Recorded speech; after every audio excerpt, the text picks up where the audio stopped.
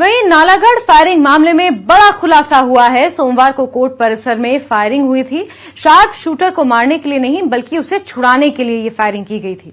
अपराधियों ने पुलिस को चकमा देने के लिए ये फायरिंग की थी ताकि वो कोर्ट में पेशी के लिए आए अपने साथी सन्नी को मौके से फरार करवा सकें।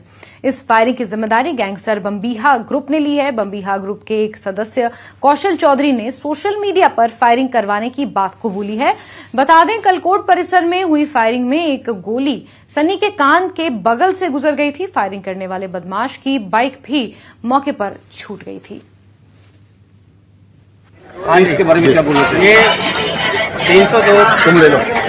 302 के ट्रायल में यहाँ पे मुजरिमों को लाया जाता है जिनके साथ कोई सिक्योरिटी इतनी खास नहीं होती है, ना ही यहाँ पे कोई सीसीटीवी कैमरास वगैरह लगाए गए हैं कोर्ट परिसर में, ताकि कोई ऐसी वारदात होए तो हम किसी को उस सीसीटीवी कैमरे के थ्रू पकड़ सके या देख सके कौन थे।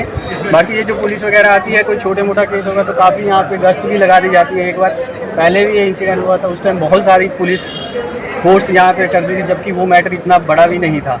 अब यहाँ पे 302 के इतने सीरियस ऑफेंस वाले मुलजिमों को लाया जा रहा है, पर उनके लिए कोई सिक्योरिटी। एक पुलिस वाला है जिसके पास बंदूक होती है, वो है, बाकी सब हाथ पकड़ के बैठे हैं या किसी को हैंडकफ किया हुआ है। तो इसके लिए मिलने के लिए यहाँ पे बहुत ज़्यादा भीड़ होती है।